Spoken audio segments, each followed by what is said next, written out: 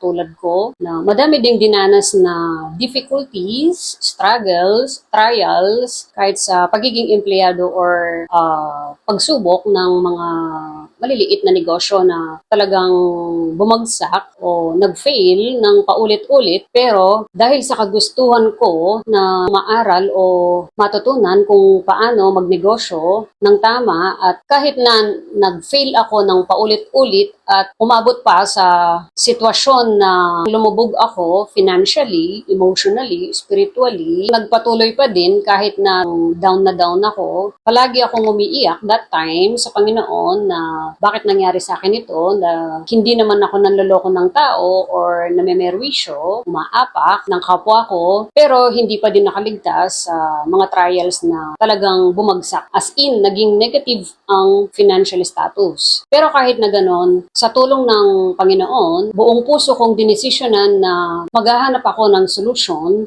sa aking problema at magpapatuloy pa din at lalaban pa din, tatayo pa din, babangon pa din kahit na sobrang hirap ng aking dinaranas. Masaya ako na ibahagi yung mga natutunan ko sa buhay na alam ko namang magbibigay ng konting tulong sa kung sino man ang makakapanood o makakapakinig nito. Excited ako mag-serve sa kapwa ko para makatulong hindi lang sa emosyon, pati sa maraming bagay. Noon pa, gusto ko nang mag-share ng aking mga karanasan sa buhay. Even noon pa, na nasa Israel pa ako, sa ibang bansa, madami na akong ginawang videos na nag-share ng aking mga naging karanasan sa buhay. Pero ginawa ko lamang iyon para sa aking personal na documentation at sinave ko lamang yun para sa aking private o personal YouTube account. Pero ngayon, dahil sa natutunan ko, buong-buo na ang loob ko para share o tumulong sa mga taong magiging katulad ko ng karanasan or kahit sino man na nakaranas o nakakaranas ng mga